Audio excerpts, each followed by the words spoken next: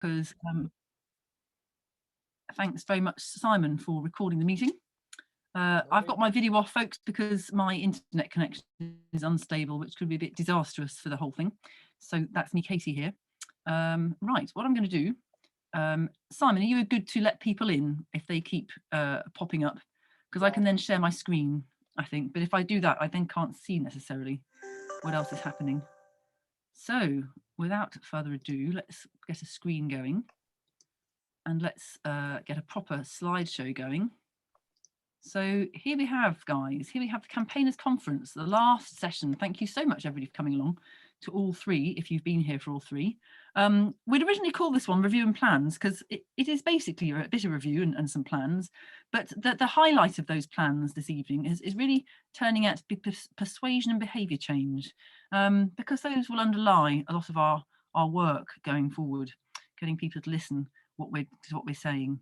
So I think it's about 6:30. I'm going to hand over to Claire and Simon now. So I'll just put the thing up here. There we go. We've got Claire Rogers and Simon Monk, Sarah Berry and Tom Cohen, and Stuart Dring and Toby Hopkins. Right, if we're ready to start, I shall go to the next slide. There we go. Yes, here's the structure. Sorry, the structure of the thing tonight, so the webinar is part one, the presentations and Q&A, and then a 5-minute break, and then part two, which is the workshops, and see what we can make and bring out of it. Katie, we can't see any new slides. You can't see any new slides. That's a bit strange. We're not in slideshow mode.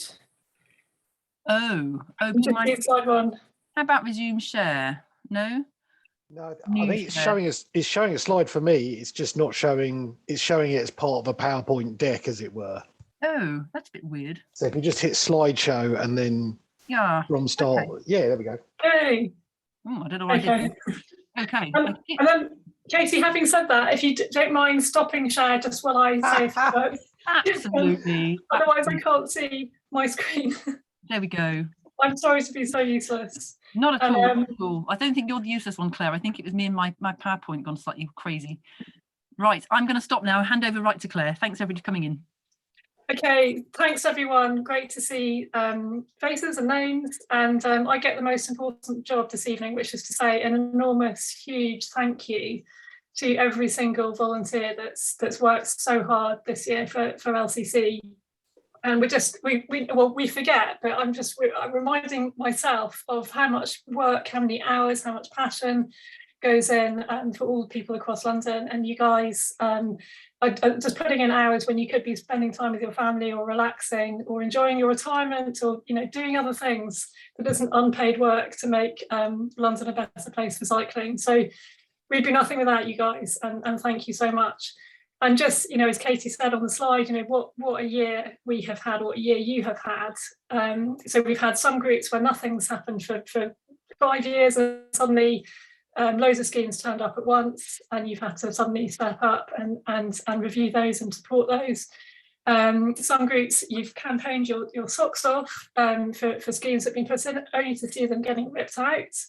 Hugely frustrating and demoralising, and our hearts have just really gone out to you in those boroughs.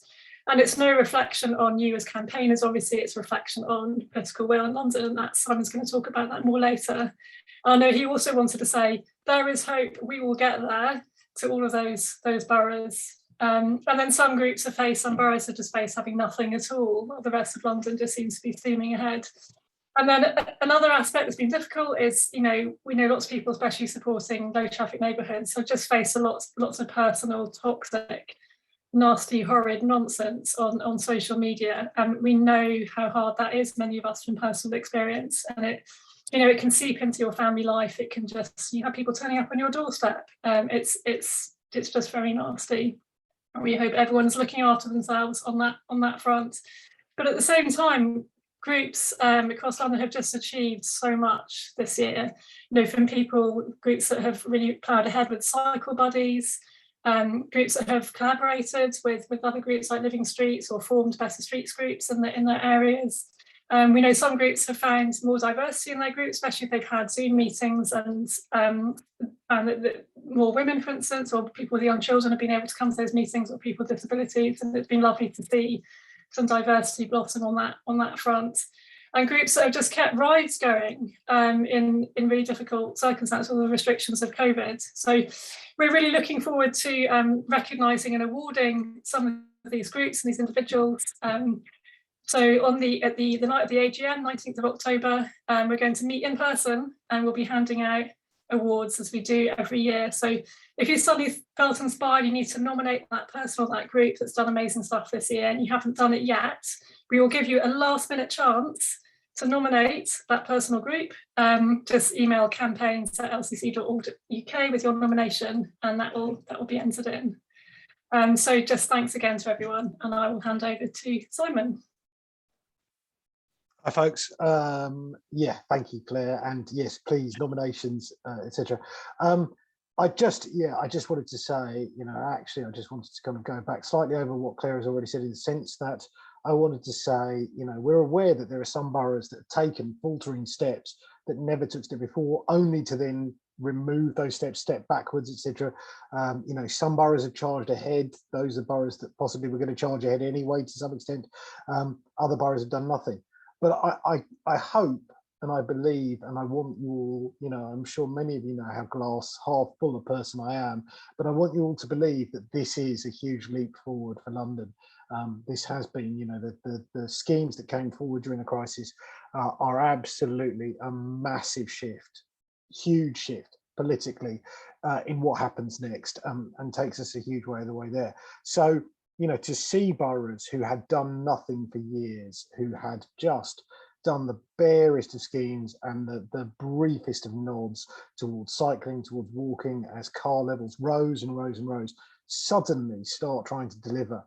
And it is, it is absolutely sad and horrible to see some of those schemes failing, being pulled out, faltering, etc. But I think it's really, really important to notice that even, we now have a majority of boroughs in London that actually tried stuff, that actually are trying to deliver, that's talking over and over again about their commitment to cycling and walking, failing to deliver in some cases, but talking about it, trying to deliver, stumbling forward.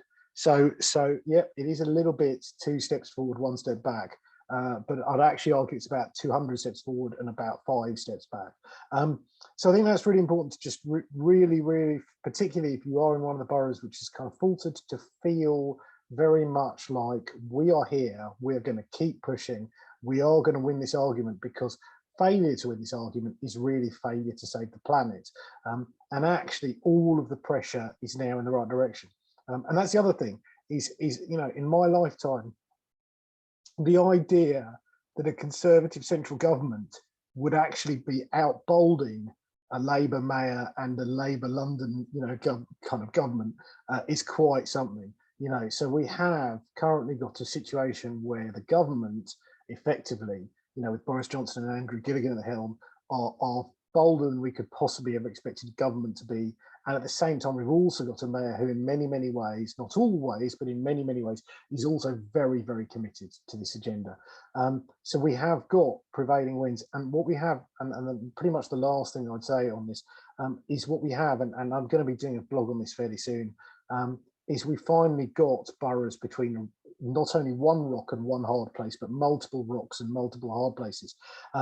The arrival of LTN 120, gear change, its update, and then the new network management duty guidance basically puts boroughs in a position where if they don't deliver anything, they get no money.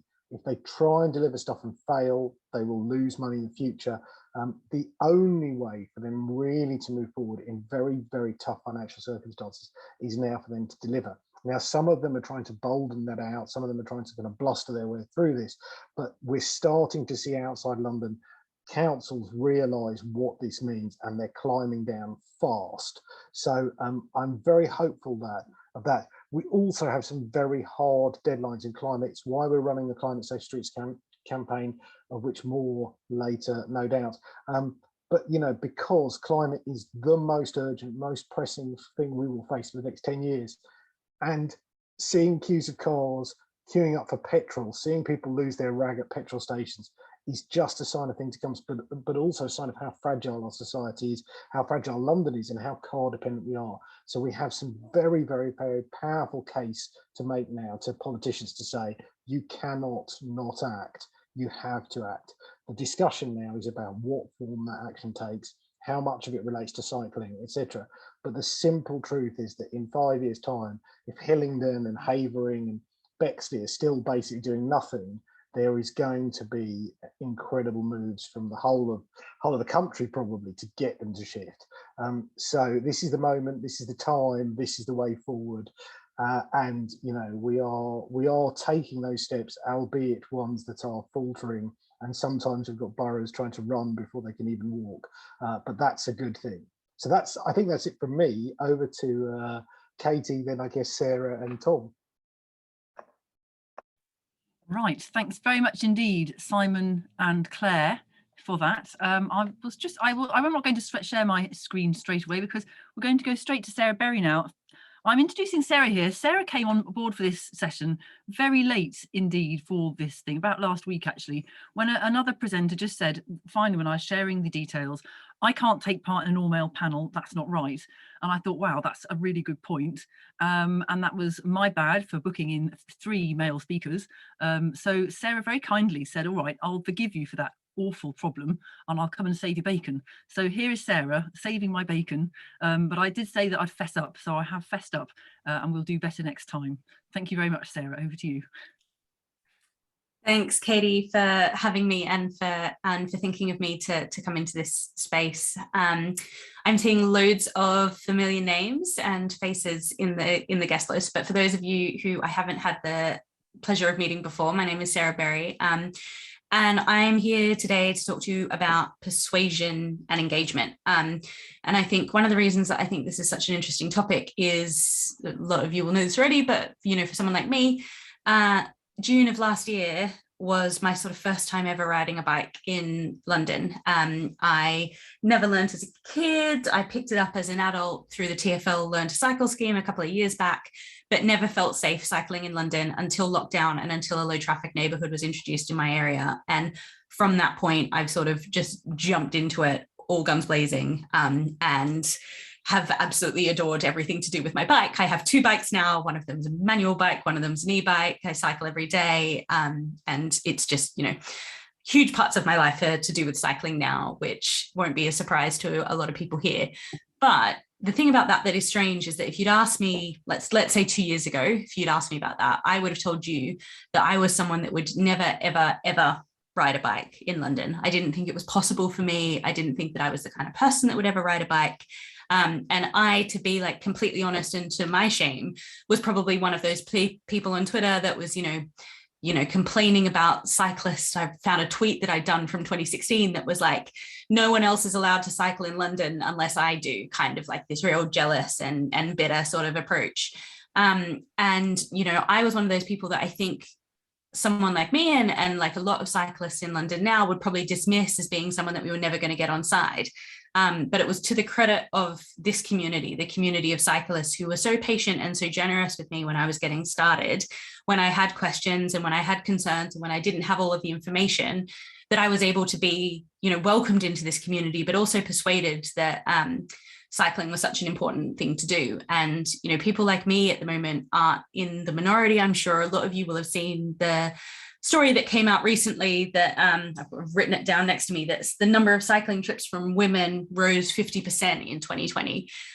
There are, and you just sort of have to use the evidence of your eyes, as one of my favorite phrases from Twitter, to realize that there is a real diversification that's happening in the kinds of people that are out there on their bikes at the moment. You know, I used to think when I was going around London and I was looking at cyclists, I was sort of just seeing, you know, men in Lycra and people who didn't feel a lot like me out there on their bikes. But now I'm seeing people of all ages. I'm seeing people with disabilities. I'm seeing people with their kids. I'm seeing pregnant women. I'm seeing young women. I'm seeing people with their dogs. I'm seeing people carrying coffees and huge amounts of, you know, cargo in their cargo bikes and all sorts of different people that are out there and starting to cycle in London, which is awesome. But it also means that the sort of way that we approach this and the way that we talk about it and the sort of, you know, approaches and tactics and messages that we've always used through, well, I say we, I wasn't here, but that you've always used throughout time, you know, might need a little bit of tweaking and might need a little bit of a adjusting to sort of meet people where they're at. And I think, you know, the example of what Katie's talked about of, you know, someone saying, hey, we're an all male panel, we need to get some more folks in here, is such an amazing example of that flexibility that we all need to have at this point as our community is diversifying, of thinking, you know, are we doing the best job that we can of representing everyone who might be interested in this right now? Who do we know? How can we do better? And how can we expand our networks? And that's going to be a huge sort of part of taking this forward. I think for me, another really interesting, you know, sort of challenge that I've seen over the past year and a half, and what will continue to be a challenge going forward, is meeting people where they're at. So, you know, one of the things that I've experienced now, to a sort of daily occurrence for me, is that people will get into arguments in my mentions on Twitter, and I have a policy of not really engaging in it as best I can unless I feel like I have something really, you know, I need to do some real adjudication or need to have a really important point to make. But I do watch those conversations and see how they play out. And I'm sort of dismayed at how often I'll see situations where someone is asking a genuine question. I know this person, I've seen this person for a while, they're new to the community, they are thinking about trying out a bike, but they haven't yet. And very understandably, someone has reacted to that by thinking that they are taking the piss. Excuse my language, but I suppose a great example of that is the question I always that I see a lot and that I always think of in this example is, but how do I do a week's worth of shopping on a bike? And I think that if you're a seasoned cyclist, you immediately get your back up when you hear that question, because it's the starting argument for everyone who wants to have a no faith sort of argument with you about why cycling won't work for their grandmother who owns a refrigeration business, whatever the case may be. But I've also seen, you know, a bunch of times when someone is genuinely like, but how do you do the shopping though? And they've been met with quite hostile responses from people who assume that they're being taken advantage of, or they're being laughed at, or that they're not being taken seriously. So I think one of the things of meeting people where they're at is, in those first instances of those conversations, assuming good intent just once, and seeing where that goes. You know, how do you get your shopping home would have been a question for me, especially when I was learning how to ride a bike, and, you know, a backpack or a pannier bag or something in my basket would have absolutely made me fall off because I was that bad at it. But, you know, over time, people were talking to me about the different options, and I got to see how easy it was to move quite a lot of stuff. And now my response to that question is usually, you know, my partner rides his bike to the garden center and brings back, you know, 2 bags of soil in his massive backpack, and is able to do that on a bike without much trouble, and sort of see what sort of response that gets, and going from there. But thinking about those things in the different places that people are going to be coming from, you know, parents that might be concerned about the safety of their children and not know the options of how children can be transported on bikes, or what the best way to get their kids on bikes is. You know, bigger people who are, you know, plus size and obese and different things, who are looking to ride bikes like me, but not looking to lose weight, and making sure that we're not greeting those people with messages around weight loss or changing the way they look or changing the way they are, but just, you know, praising everyone for being active and doing those things. And I think another one of those is about thinking beyond transport, which I think is another difficult thing for groups like us when we think about, you know, we're talking about bikes as a way to get around and a way to move around our city, as an alternative to driving, as an alternative to all of those other things. But again, for me, if someone had mentioned cycling to me in the first instance as a way for me to get to work, you know, getting from Brixton to Farringdon would, you know, I would have been more likely to sail to France on my own than I would have been to do that to me 2 years ago. And it's amazing how small that sort of learning curve is, and it feels like a really wide chasm, but at the end of the day, it's quite a short one. But I think, you know, when we can speak beyond transport, just as a way to get people through the door, just as a way to get people engaged and interested. So the Climate Safe Streets, amazing example that LCC is doing that. You know, there are going to be some people out there who might not think about wanting to cycle for transport, wanting to cycle for ease, but definitely want to have a safer and more climate friendly way to get around. And especially, you know, if there are people out there who think, well, I'm never going to be able to cycle, but I really want other people to be able to make climate friendly choices, that's a really good way as well. I often think about, you know, a big argument that I think is sort of underutilized, that I think about from a Living Streets perspective as well, is around aging independently, and a really important aspect of that for our aging population, which we're seeing through the care crisis, and we're seeing through things, is going to be just a bigger and bigger issue as we go forward. We don't want to live in a society where every elderly person can only get to where they need to go if they've got someone to drive them, because, you know, something like I'm not going to name a statistic because I can't actually remember it off the top of my head, but it's a surprising percentage of people in this country are currently over 65, and in the next sort of 10 to 15 years are going to really struggle to get around on our streets if they stay the way that they are.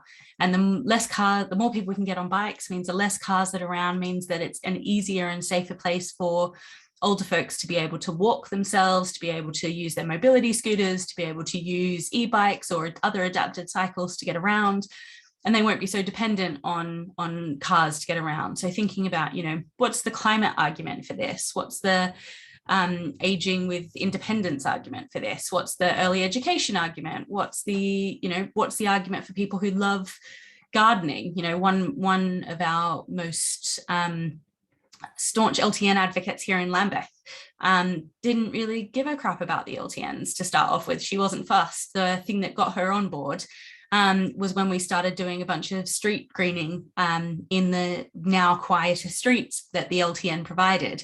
And she got so invested in that she became she saw the benefits that less cars could have on her community, and is now an incredibly vocal supporter.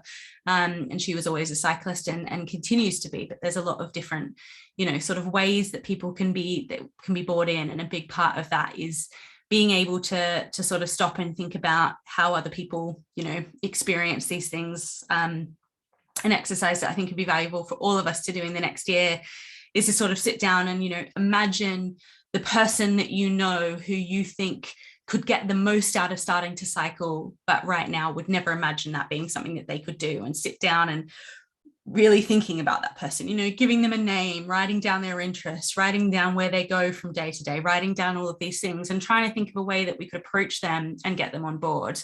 And then trying those things out. I think, you know, the other thing that we've learned is things are moving so quickly now, and so much is happening, that there are huge numbers of opportunities for us to experiment and talk to new groups and try new approaches and sort of see what happens. But I've been, you know, to sort of, I'm running out of time here, so to just sort of wrap up these thoughts on persuasion and engagement.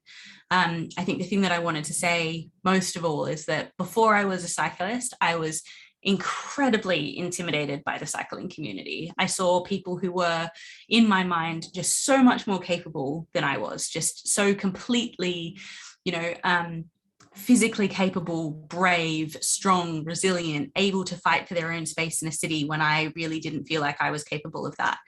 And the love and tenderness and kindness that I was greeted with when I came into this community as a beginner, the number of people who I felt were just, you know, when I was like, I've got a bike and I can only ride it in the park and I fall off it all the time and I can't signal yet. And the number of people who were like, oh my God, welcome, way to go. This is so exciting.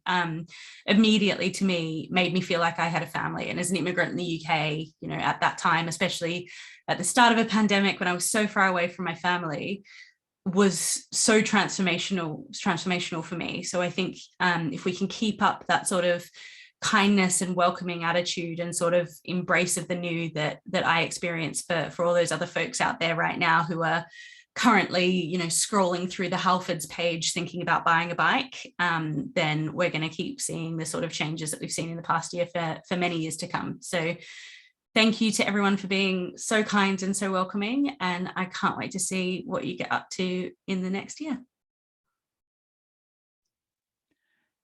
Thanks very much indeed, Sarah. If you can stay on the line, that'd be brilliant, because we'll have a few Q&As at the end. Of course. Thank you so much. It's really good to hear. I can completely understand that. I sometimes feel really strong and intimidating myself, and other times I feel very much not intimidating. I feel like I've had enough. but that's great to hear. I'm going to hand straight over to Dr. Tom Cohen from the University of Westminster and Active Travel Academy, who's going to talk about behaviour change, where he's been running a module on behaviour change, which 2 of our staff actually did. So they're going to be helping him out with this presentation. So I'm just going to be quiet again and hand over to Tom. Thank you very much, Katie. And I should say that my doctorate is in falling off my bicycle.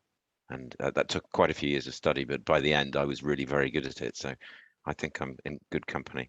I'm going to attempt to share some slides, which of course is almost certainly not going to go very well, but let's see. So I'm looking for someone to indicate that slides are visible. Simon could perhaps, oh, thumbs Slides up are from visible. Simon. Thanks, Simon. Lovely, thanks very much. It's really nice to be with you all. Thank you for the invitation. And I should explain that I have roped in these 2 survivors of the module that Katie just mentioned to help explain what we did. And it's really largely about them. So I'm going to be the warm-up guy for Stuart and Toby. I might add that I think also on the call is Sylvia, a further survivor of that module. So evidence that it's possible to do this module without severe physical injury. I have an internet connection which is unstable, I'm delighted to report, so I don't know where that's going to take us, but let's hope for the best. So I have a few slides which I will rattle through and then I'll hand over to Stuart and Toby. So, but I am going to start with a brief commercial message because I couldn't miss this opportunity to promote the module.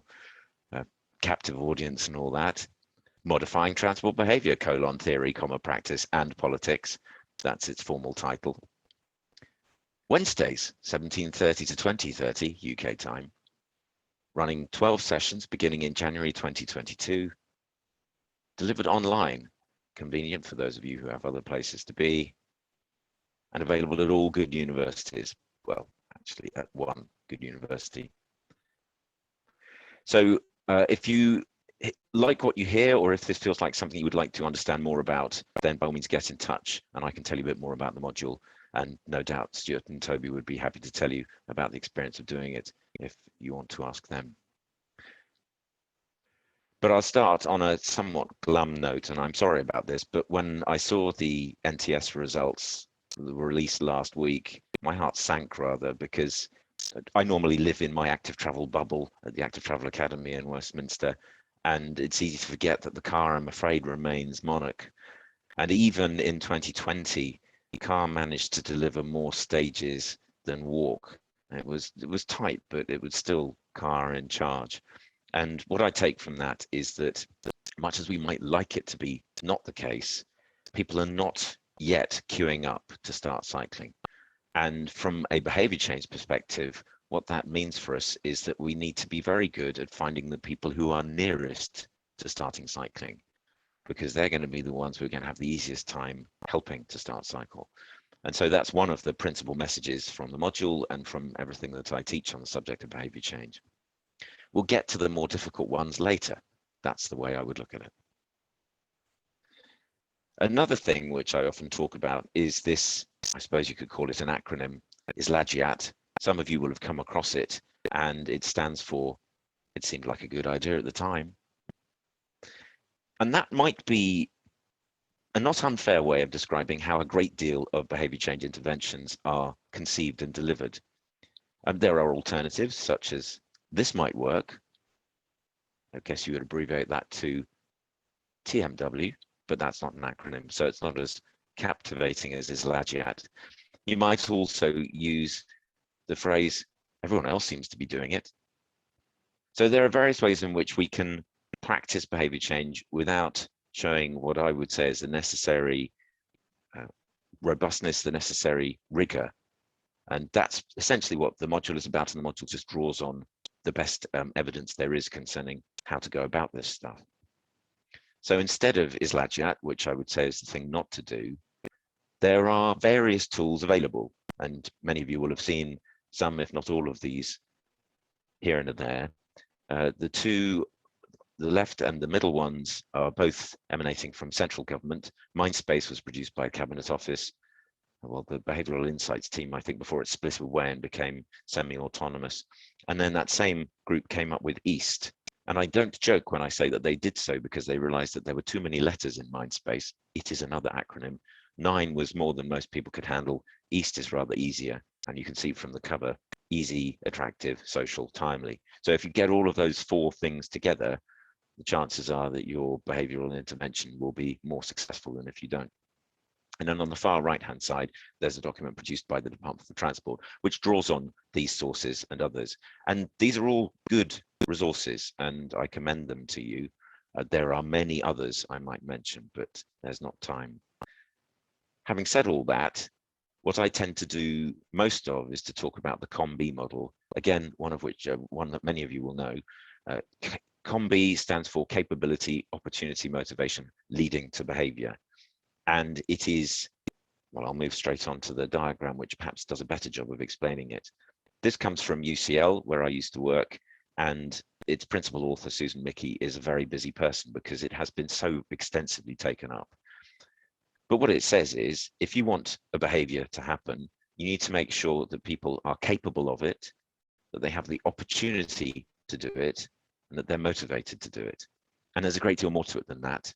And as the picture shows, there are various ways in which you try to achieve that perfect triangle of capability, opportunity, and motivation. You can do various things ranging from education, persuasion, and so forth. Now, I'm not suggesting that COM-B is flawless. It's also known as the behavior change wheel, by the way. These terms are almost used interchangeably. It's not flawless. It has its quirks. And if you work through it, you will find out some of its, I won't say deficiencies because that's a little harsh, but you will find out things about it which make it trying, shall we say. But what it has in its favor is that it is a rigorous and methodical way of going about the design of behavioral interventions. And going back to what I was saying on a previous slide, that is what I think we very sorely need. So if you can't attend the module or have other things on Wednesdays that you would rather do, which shocks me, to be honest, but I suppose it's possible, here is a highly compressed version of the module. There you go, 12 sessions in a matter of seconds. So you start by studying the current behavior, or in the case of the non-cycling, what is the non-cycling about? Who, how, and why? If you want to convert people from driving, who is driving, how are they driving, why are they driving, in order to understand how they might become people who cycle instead. And then you set very, very clear objectives. Whom are you targeting? Exactly what is the target behavior? And you can break that down into bits. So what is it you hope people are going to do, when, and how often? And the more accurate you can be about your objectives, the likely you are to develop an intervention that will actually achieve the goals.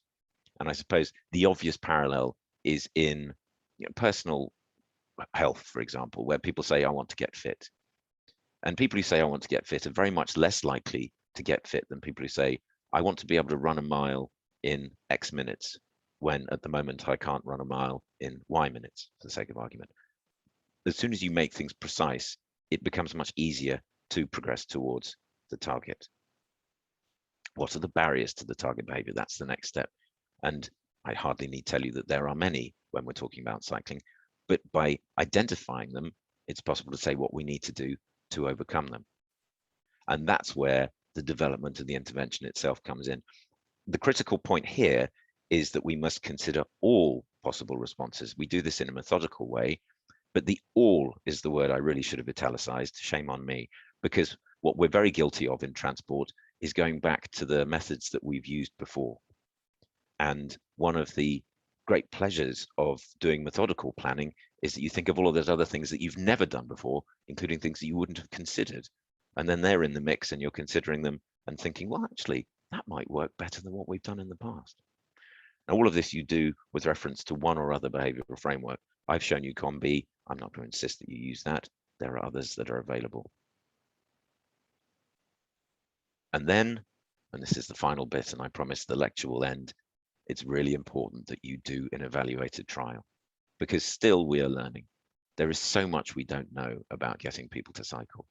So if we want to know what works, we need to do a proper evaluation of the interventions that we try, and that way we will know whether it worked and whether to do it again.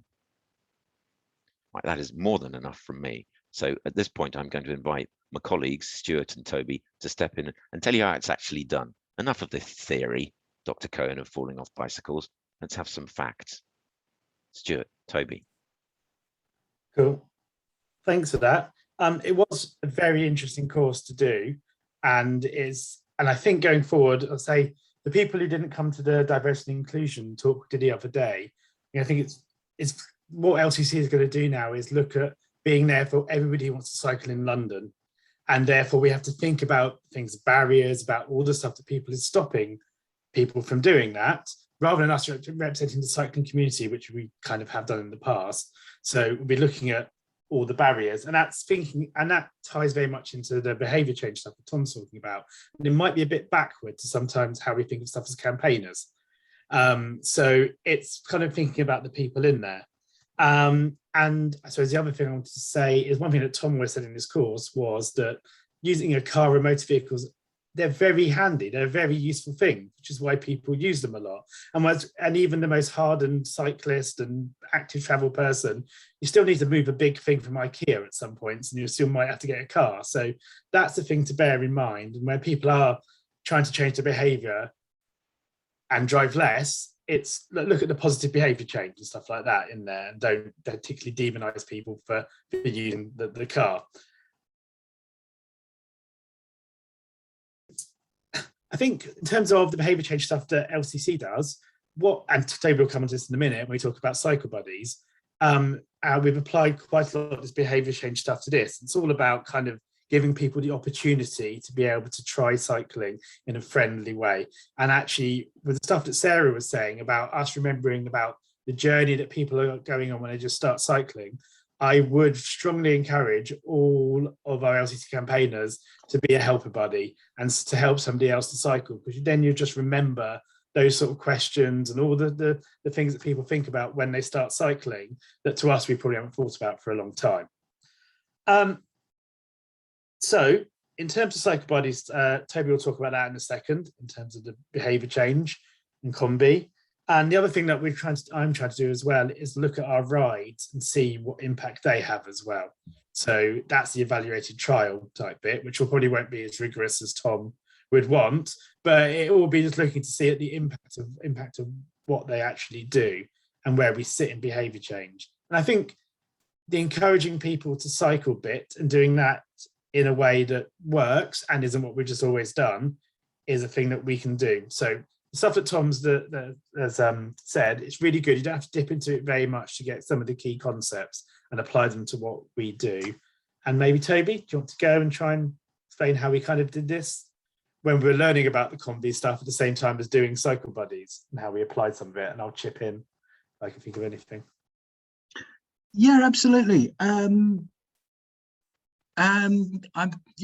I was very conscious hearing Sarah speak earlier about the need to tweak and adjust and to meet people where they're at. And for me, as I studied with Tom and then came back and looked at cycle buddies, that was very much the key learning for me. There was a real humility about in the way you need to approach this, about doing behaviour change, which I think is very different from the style of campaigning which I'd always done, where there's a single object that you want and you throw everything you can at that. Then to come back and be more reflective and more focused on people in behaviour change activities is really different. And so and cycle buddies, I think, was a classic case of something that came up because we saw lots of people out there on their bikes wobbling at traffic lights, and we thought, oh my God, how can we help these people? We want to do that. And people got, so we started a scheme where we would introduce new riders, people getting back onto their bikes, to experienced cyclists, and say, here you are, off you go together. The confident, the experienced cyclist will support you.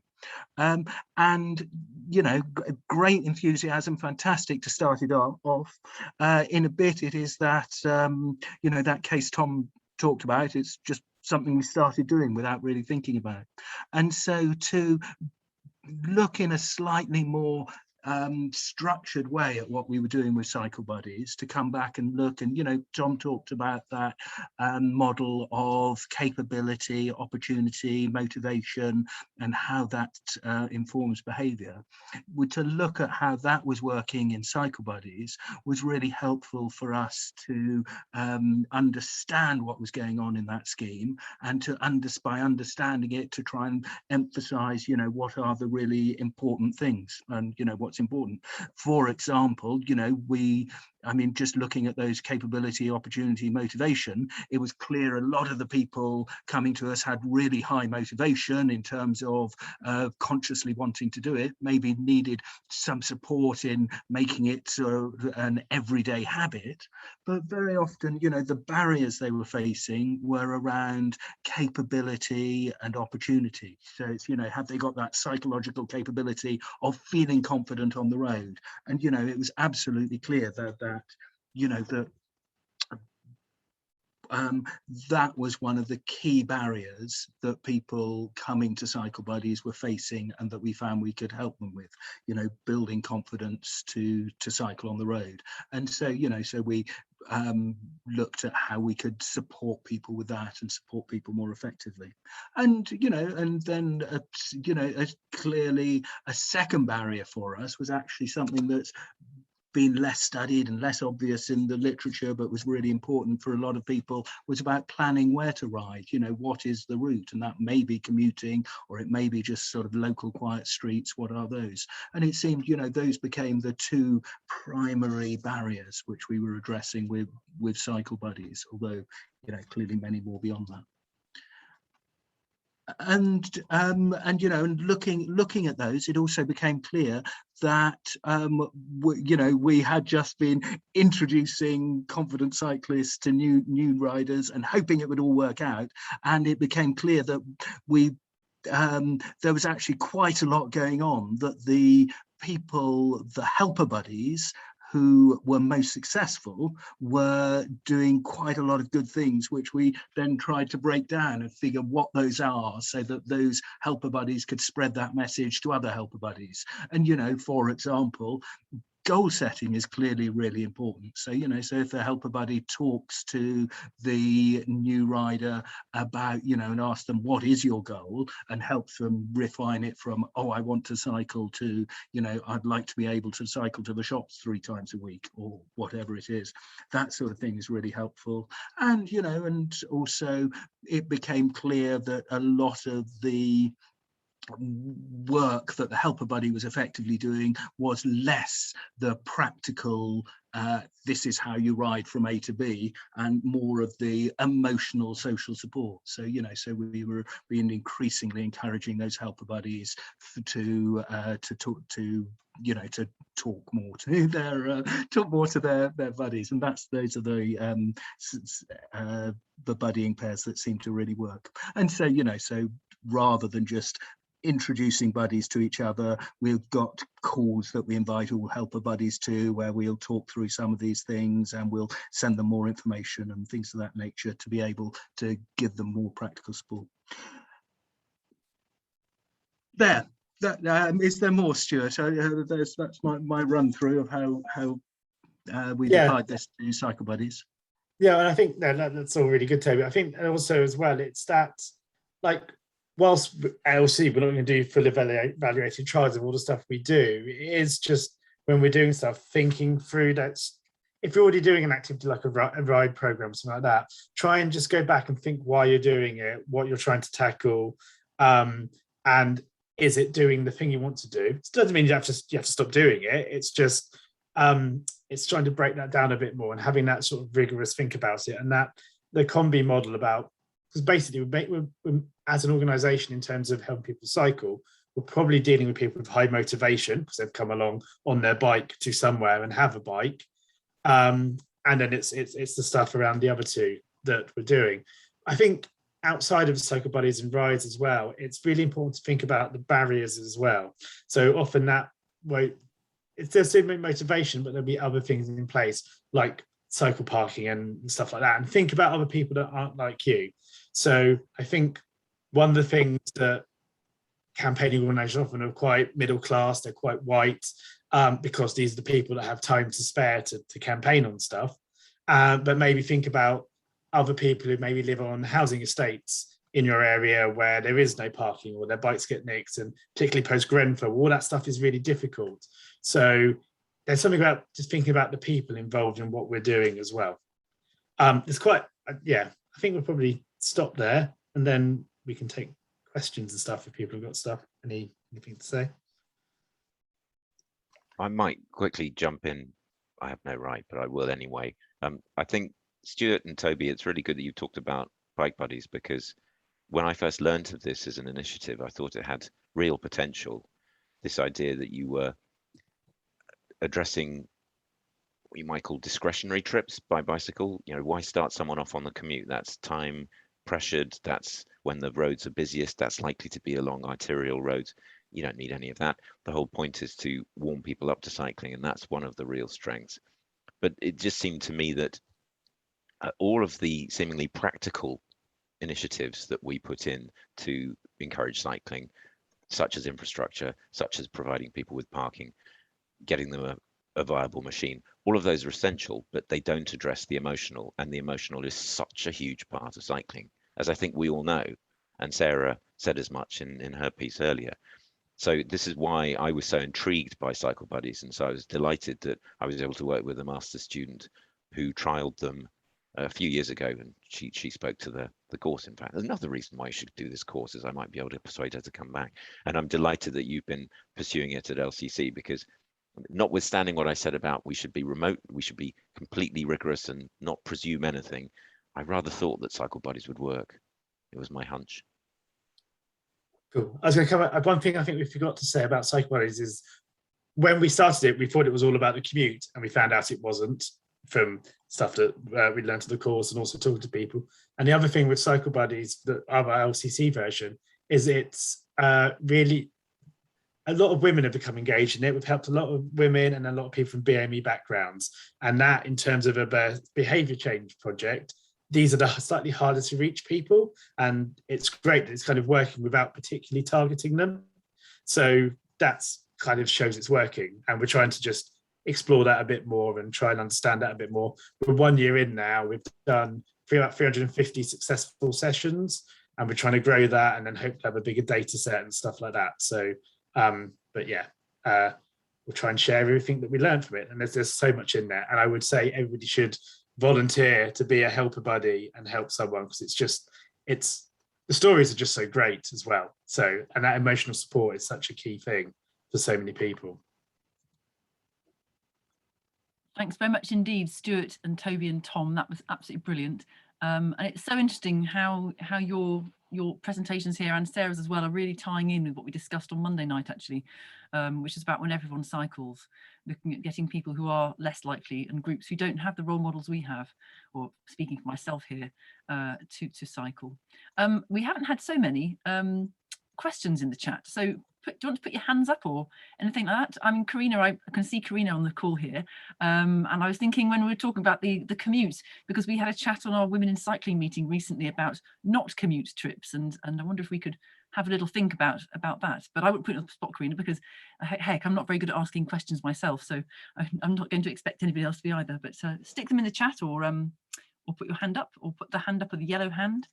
See where we go. Otherwise, I have to keep doing this sort of BBC drivel going on. So please, somebody else do come in. Save us all.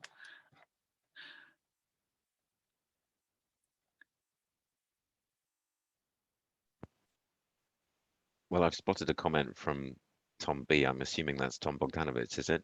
Where he's pointing, this is in the chat where Tom has said that the Combi has been used extensively by the car industry, and of course he's right. Yeah, it's not as if this behavior change theory is that novel or that clever, frankly. I think that it's essentially a systematization of something which we sort of all knew, and its advantage lies in the fact that it does systematize. But yeah, we're up against people with very significant resources who can spend big on persuading people to take up the alternatives. So we just got to do our level best with the resources we've got, and with the knowledge that our mode will win in the long run. Am I right? I'm going to ask Veronica to come in with a question. Veronica Chamberlain. Hi, yes, thank you. It's in the chat as well. I just wanted, since the cycle training is getting going, certainly in our borough, we haven't had it for a long time, but I'm just wondering how one would collaborate with companies like Cycle Confident in moving people on, because there's no doubt that the attraction of free training and the and the council's publicity and so on is bringing loads of people into cycling. But the question is, you know, how will they put that into everyday life? I can speak to that in one element, which is you know, my answer to everything, not to everything, but relevant in this case, is you know, Cycle Buddies is one of the things that works well with Cycle Confident. I have an example of a woman in Westminster who was referred to us in the middle of August by a Cycle Confident trainer who wanted, and she had done one session at that point. She was due another session, and she, although she had built up the skills on the road, she certainly didn't have the confidence to do more cycling on her own, and she wanted to build up to get the confidence to commute to her college, to do cycle commuting to her college. And we were able to, in fact, we introduced her two buddies. She was so keen. There's somebody immediately available and somebody who she might build a sort of longer term relationship with. And you know, certainly she is now, college has started and she is commuting to college. And for her, you know, that it was giving that. I think Cycle Buddies works very well with cycle training, in that, you know, cycle training can get somebody started, show them, you know, the basic skills, and then they have time to build up confidence together. I think indeed it was Robert Hayward on this call who coined the phrase tarmac time to describe it. That's a very good one. I've got a question here which might be one for Sarah as well, actually, which is from Claire Rogers, if I could go to that, just because it's about route finding. She said, Toby and Stuart, were you surprised? Well, she said Toby and Stuart, but I think also for Sarah, because you've got this experience as well. Were you surprised at how much route finding was needed in Cycle Buddies? And does that suggest that we need to focus more on helping new cyclists with route finding? Have any thoughts? I'm going to ask Sarah first, because you've got that from as the person.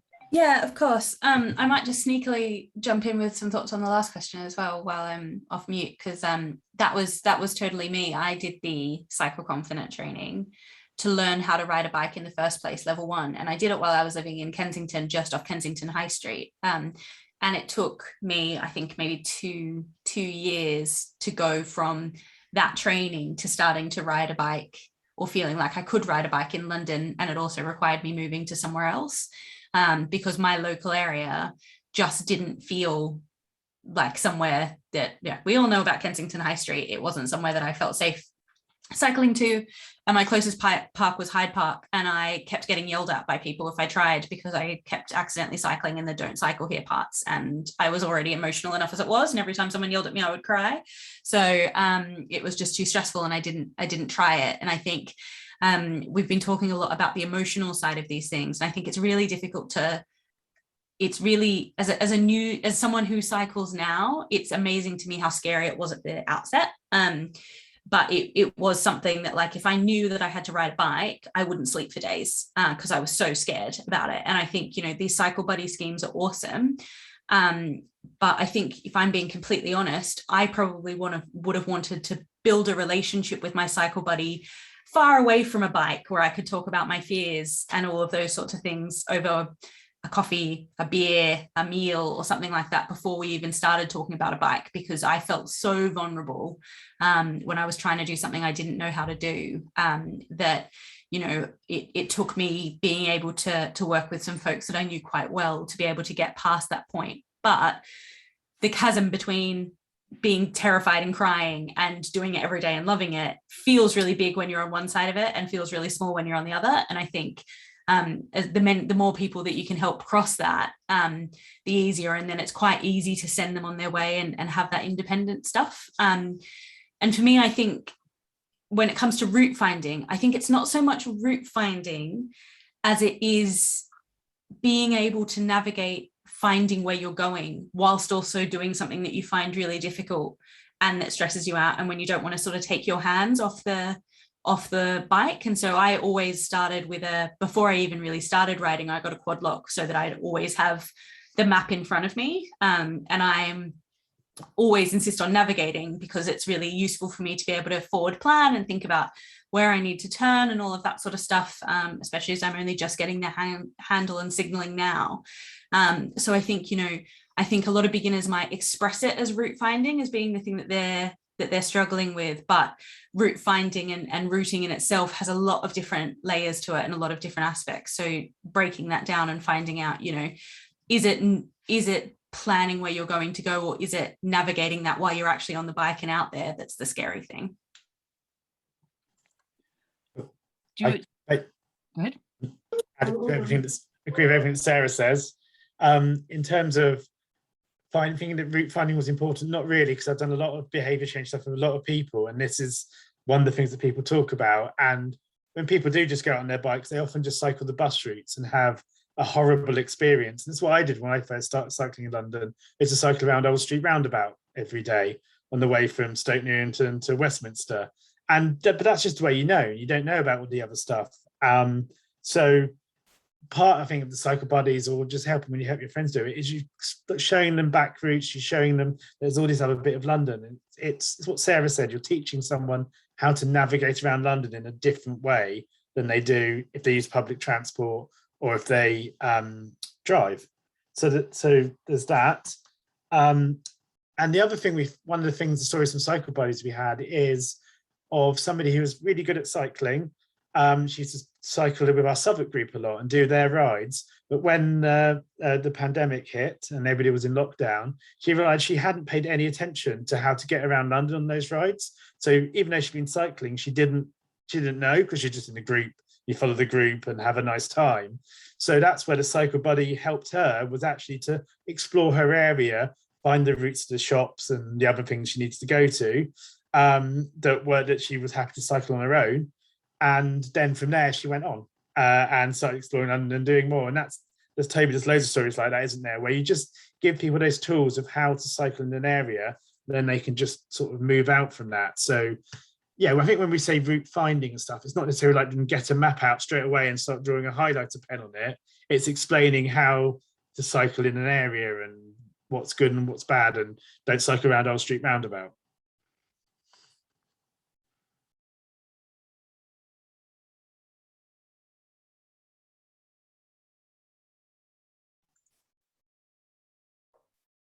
Oh, I think we might have lost Katie potentially.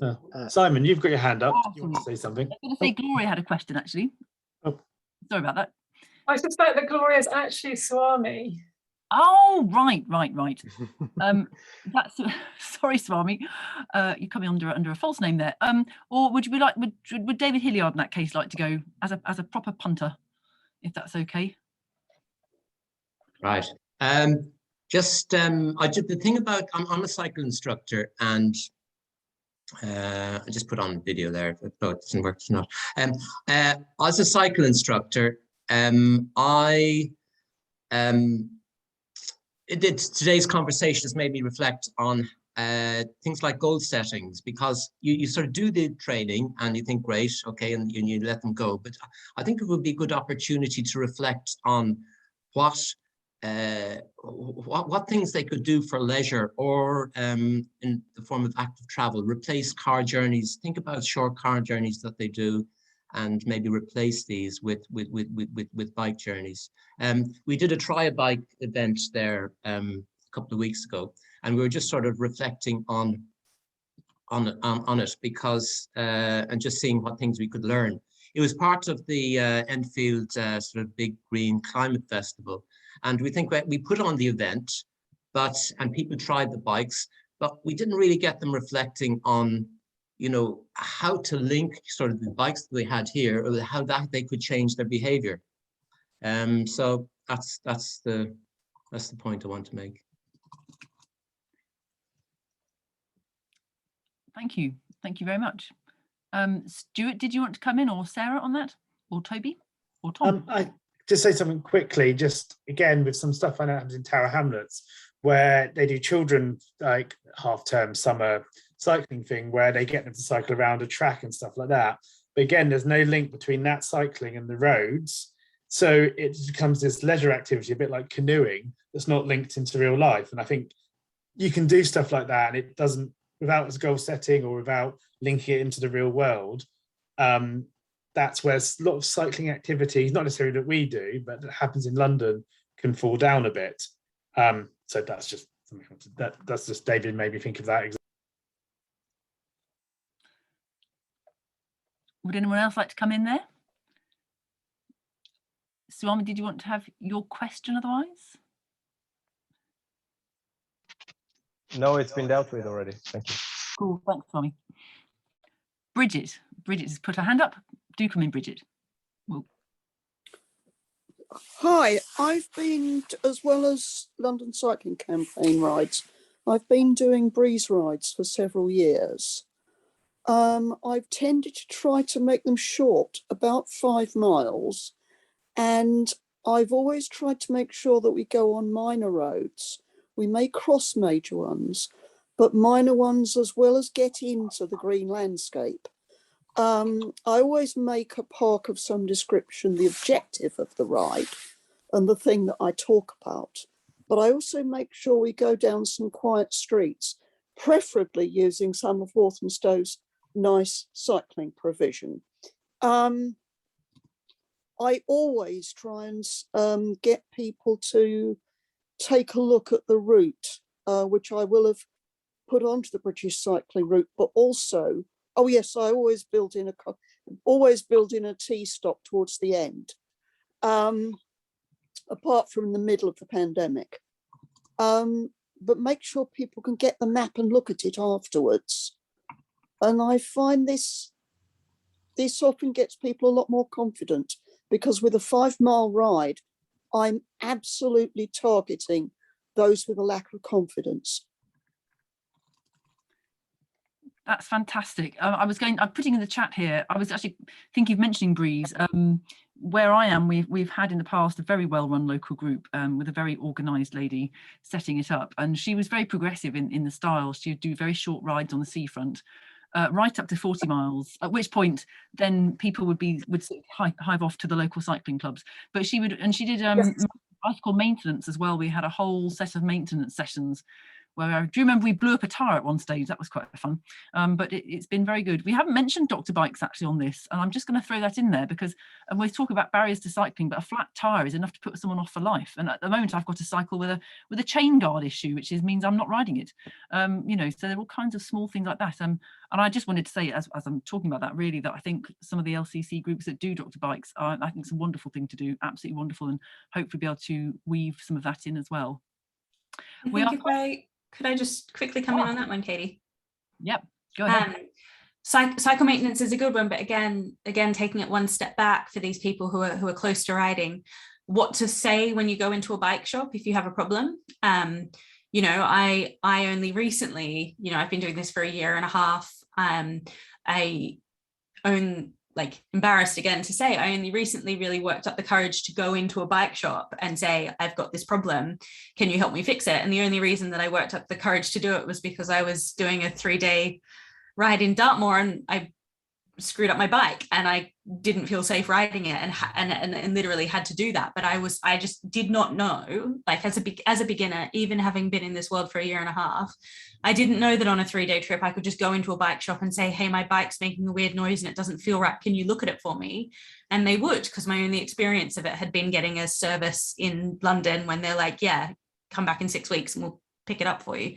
So I think, thinking again of, getting people to do it themselves, but also giving people the confidence to be able to go into a situation where, they might find it intimidating or they might feel vulnerable, and make sure that they have the vocabulary and that they know it's okay to say that they don't know what they're asking for.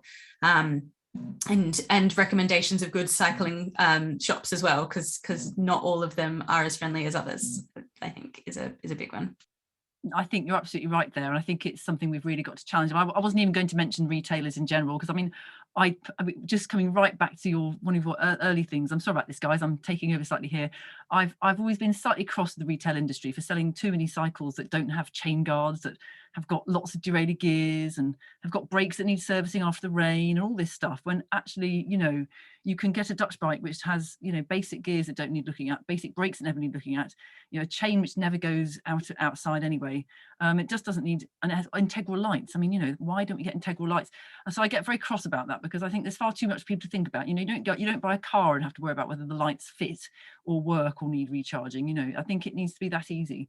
But the bike maintenance is a really interesting one. I mean, we don't buy a car expecting to know exactly what is in your car engine, and to be fair, that's something perhaps the car industry's got right, or maybe they just all hide it better.